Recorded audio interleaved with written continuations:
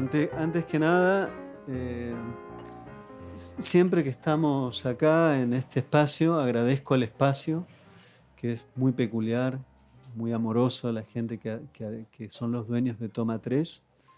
Y lo otro que tengo que agradecer es a los cineastas que ni saben a qué vienen. Entonces ella viene acá, yo no la conozco, tiene que hablar con un señor de barba viejo ya, casi muriendo. No. Y eso es de alguna manera una cualidad generosa de quien está a mi lado a la izquierda, que es Constantina. Constantina Cottamani. Kotsamani, que es griega y que es rara. Ahora vamos a hablar de algunas cosas. Es rara porque hace películas en todos lados. Las películas que hace son raras y todo es raro. Pero es una rareza que tiene su belleza y su hermosura. Así que le damos la bienvenida. Hola. Acá en el festival se está pasando, creo que todavía no hubo una función, ¿o sí? Ya hubo una. Ayer, ok, discúlpeme. Que es el título en inglés, What Mary Didn't Know. Es decir, lo que María no sabía. Recién hablaba con ella. Hay un pequeño trabajo sobre filosofía analítica que lleva ese nombre. Entonces yo decía, ¿habrá leído eso, no? Y ahora me contó que lo leyó después, pero que es interesante en función de lo que hace. Es una línea de la filosofía muy rara, de una línea analítica fuerte. Y fue una coincidencia que a mí me llamó muchísimo la atención y a ella también, pero por otros medios, ¿no? Así que bueno, es una película muy interesante, por cierto. Ahora vamos a hablar. Lo primero que te quiero preguntar, porque es extraña y en ese sentido me gusta que sea así, vos tomás decisiones que son decisiones o porque tenés una convicción absoluta de lo que haces o porque te falta dinero, o las dos cosas. ¿Por qué digo eso? Porque tenés películas, tanto la que filmaste en mi país, Electric Swan, como esta, una dura 40 por ahí y esta dura 54.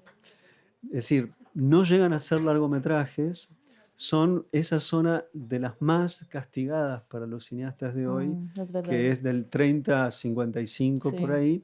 Muy difícil. Que es muy difícil porque no tenés cómo estrenarla, no hay en líneas generales competencia. Tampoco tienes el dinero, porque tienes el dinero para un cortometraje. Y al final, como es 3 cortometrajes, son 3 cortometrajes. Claro, pero demuestra también que vos no especulás, porque esta, que son 54 minutos, hacías un plano secuencia de 7, quedabas bien con los críticos y entras a un festival, ¿no? Realmente lo digo. Entonces, primero que nada, te quería apuntar eso, porque eso es una decisión de mucha honestidad, de que una película dure lo que vos creés que tiene que durar. Entonces, te quería apuntar eso, antes que nada. Sí. ¿Es así? Sí, es así. Me gusta mucho el mediometraje y el mediometraje que es gorda, casi como 1 hora. Y todos me dicen, ¿por qué no lo hagas como un largometraje? Pero no quiero, es como quiero que sea así, como creo que esa es la duración que a mí me gusta. Y es un riesgo, Claro. pero al final lo tomamos con la producción y toda la gente que está formando parte de la peli y somos felices. Bueno, es una felicidad honrosa y auténtica, porque realmente, te digo, la cantidad de gente que termina extendiendo sus películas solamente para estar en festivales en otra zona es muy numerosa y cuantiosa, y encontrarse con algo así es bastante extraño, lo cual habla para mí muy bien de vos como cineasta, porque creo que es una época donde los cineastas aprenden a especular en muchos órdenes, y no sería tu caso. Así que me felicito públicamente. Vamos a hablar un poco de la que está acá, pero que tiene relación con las anteriores, ¿no? Yo he visto Pix, he visto Limbo, he visto la que hiciste en Argentina. Las vi, Limbo la vi en Cannes, ¿puede ser? Fue en Cannes hace 8 años. Una cosa. El otro corto lo vi en Berlín, ¿puede ser? Sí, Washingtonia. Sí. Y la que no vi, bueno, Washingtonia, la jirafa. Y la que no vi en cine fue la que hiciste en Argentina, que la presentaste en Venecia. Sí, cine eléctrico. Bueno, en todas tus películas hay una recurrencia a dos o tres temas. Mm, El primero está asociado con la relación con la vida animal y una forma de la vida animal muy peculiar. Si uno piensa en el cine de Grecia, digamos, de inmediato uno puede pensar en Attenberg, que hay algunos elementos que al menos a mí me remitían a la mm, película de Atina. Pero al mismo tiempo hay un universo que es absolutamente tuyo, que no tiene nada que ver con ella. Pero los animales están. Lo otro que parece como bastante importante es el deseo sexual o la vida del cuerpo con sus pulsiones sexuales. Y la tercera es una especie a veces de salto a una zona de fantasía o una zona de desborde de la realidad. En la última, todo esto que acabo de decir está, ¿no? sí. Entonces, te pregunto a qué se deben estas recurrentes obsesiones. Pues cada vez que estoy en principio para una idea que me surge en la cabeza, siempre hago un ritual que tiene que hacer con animales y pido que un animal me aparezca y que me sigue en ese viaje de la película como, Ajá, como totem, como, ajá, como una, no sé, como alguien que me guarda que te cuida. y que me cuida. Y entonces, sí, como ese animal, trato de ponerlo en el guión, en una forma de fuerza y al final lo mezclo con la narración y, y lo confío. Y por eso sí, por eso las historias están siempre, tienen esa animalia y hasta ahora es algo que estoy siguiendo en mis proyectos. Esta última es bastante, todas son un poco impredecibles, ¿no? Uno Mm, empieza, dice, bueno, esto va por acá, y de pronto no va por ahí. Uno después dice, bueno, esto va a pasar esto, y después no pasa, ¿no?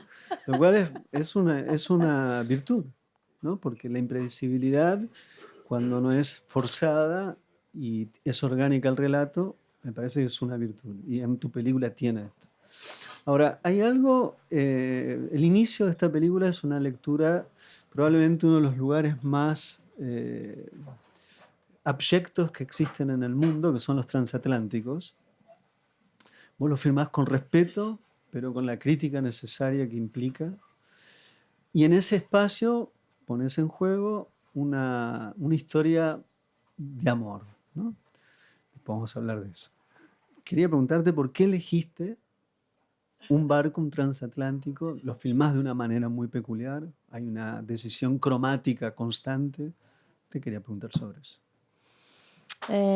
pues es una historia bastante íntima, como tiene cosas de mi archivo personal dentro de la película y esa idea de contar algo sobre el amor fue porque tenía una experiencia de separación de una relación muy larga de 10 años de amor y me quedé con mucho miedo sobre la vida y sobre el amor y nada, como quería hacer algo para eso y también hacer algo muy, muy tierno y muy sencillo y para meterme en ese, como en un método de terapia a mí misma. ¿Ok? Y estuve en vacaciones en verano, estuve sola y estuve en una isla de Grecia, de Santorini, y estuve sola llorando en un café y de repente como un crucero gigante llega, un crucero francés, de repente toda la isla como se llenó de franceses Puede ser un y, problema eso. y ese barco se llamaba Neuromántica.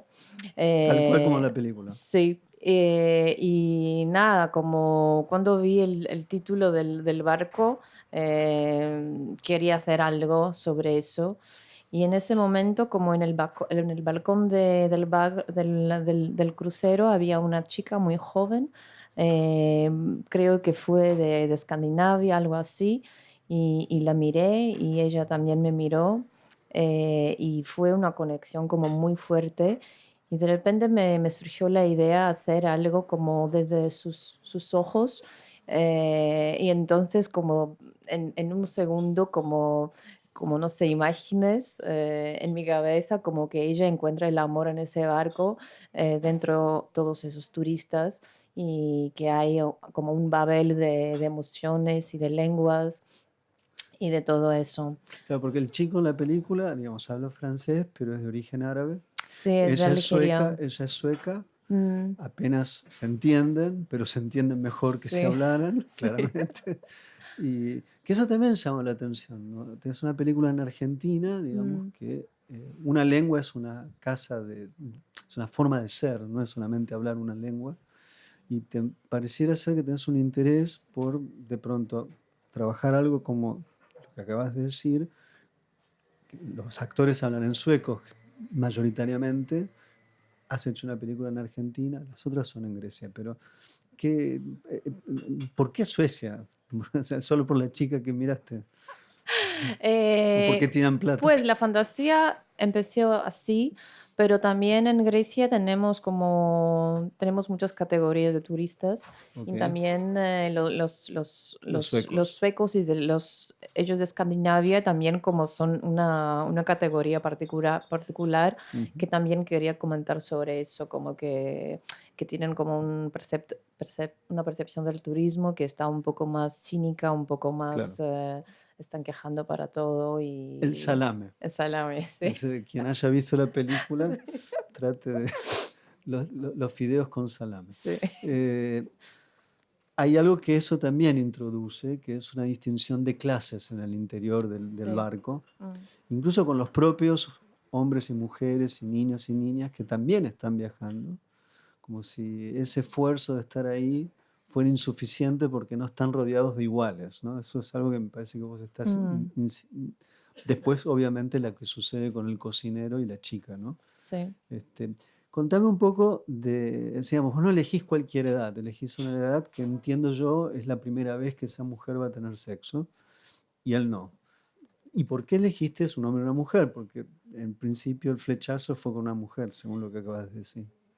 No sé, como te dije, es una experiencia muy personal y quería poner cosas muy íntimas mías en Ajá, esa narración y quería guardarlo sobre una nostalgia mía, unos sentimientos ok. míos que ya estaban eh, cap- captivated. Me habían Cap- capturado sí, bastante. capturado de a mí misma. Ok. Hay algo que es muy llamativo en la película, te quería preguntar si son, me parece que sí, porque al menos todas las películas tienden a un trabajo de encuadre bastante Mm, obsesivo mm, y geométrico. Entonces, ya al inicio hay unos travelings muy peculiares, el final en particular, con el barco gigantesco, o sea, hay una manera de encuadrar en planos generales o panorámicos, pero de un modo narrativo y no de un modo de transición. ¿Esas son decisiones tuyas? ¿Son cosas que a vos te gustan? ¿O eso delegás a quien haga eventualmente la cámara o la dirección de fotografía? Pues la relación con el cadro y the frame es algo que es muy importante para mí y siempre con la jefe de fotografía, el jefe de fotografía, trabajo como muy, muy cerca y siempre con muchas referencias. En ese caso, en What Mary Didn't Know, usamos muchas cartas postales de Grecia de los años de 90 cuando tenía 16 años, que tienen como una textura de, no sé, de romantismo, pero también de kitsch y de turismo, Claro. que te dan como esa sensación que usan lo físico y lo falso al mismo tiempo y te dan una percepción de imitación y fantasía también que creo que fue esa mezcla que me ayudó mucho a encontrar el lenguaje de la película, de la estética. Ujú. Hay algo que me parece que también haces en la película y en las otras de otro modo, que es cómo filmar el momento estricto del amor físico, digamos, el sexo. Y en esta hay un cuidado muy distinto de tus anteriores. Las Mm, otras, las primeras son más de otro orden, ¿no? sí, sí, sí. Pero acá hay como un cuidado, podrías no haberlo hecho, Y lo que me parece que es notable es la cualidad de ternura que le prodigás al hombre, que es una manera también de contradecir el prejuicio general que puede tenerse sobre el mundo árabe y en los hombres en particular. Quería preguntarte sobre ese actor, ¿por qué tomaste esta decisión? Podría haber sido otro, podría ser un latinoamericano, ya que es un mundo que vos conoces. Em, pues es que el acto de amor en esa película fue algo que lo pensó mucho como al principio cuando empecé a escribir la escena, como tenía unas imágenes que estaban un poco más cínicas, más esforzadas, pero cuando conocí los actores y estábamos trabajando sobre eso, no sé, la energía de ellos como Te conducían. me conducían en eso, y lo estuve pensando poco a poco y no sé, como entendí que lo que fue importante en esa escena fue esa escena que sea trascendental y que fuera como una puerta al mágico y surrealismo. Entonces no quería que solo pensar el acto del sexo, pero pensar mucho más las emociones y la sensación de magia, de psicomagia que los rodea. Ujú.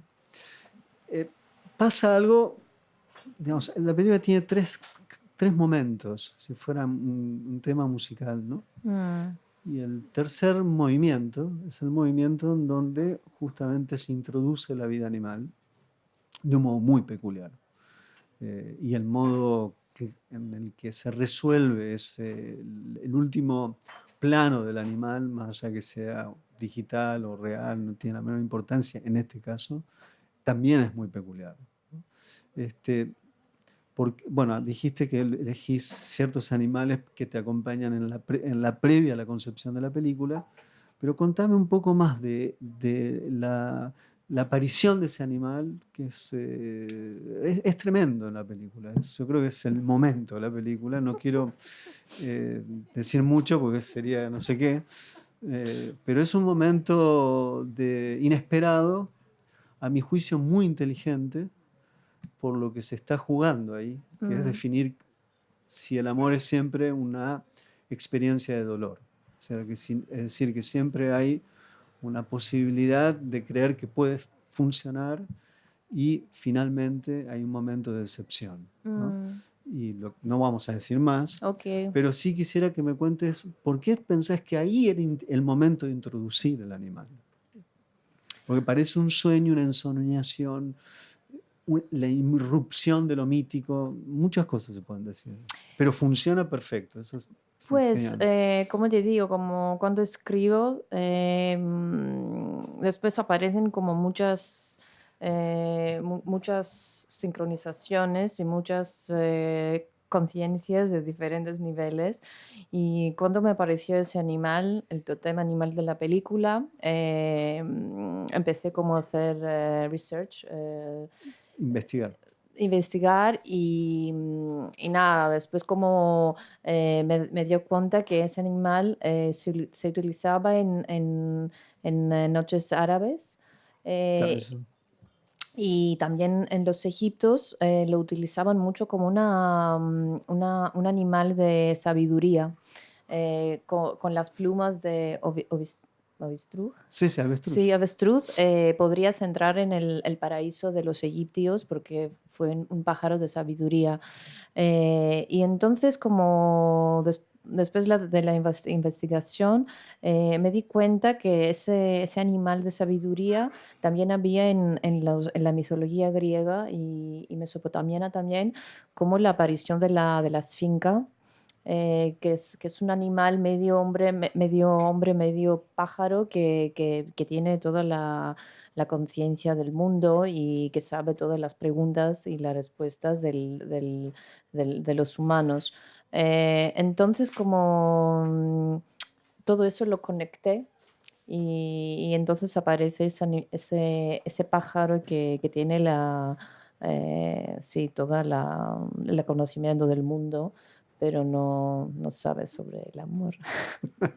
Si dijéramos lo que pasa, pero realmente es una manera de sublimar de un modo extraordinario lo que acabas de enunciar.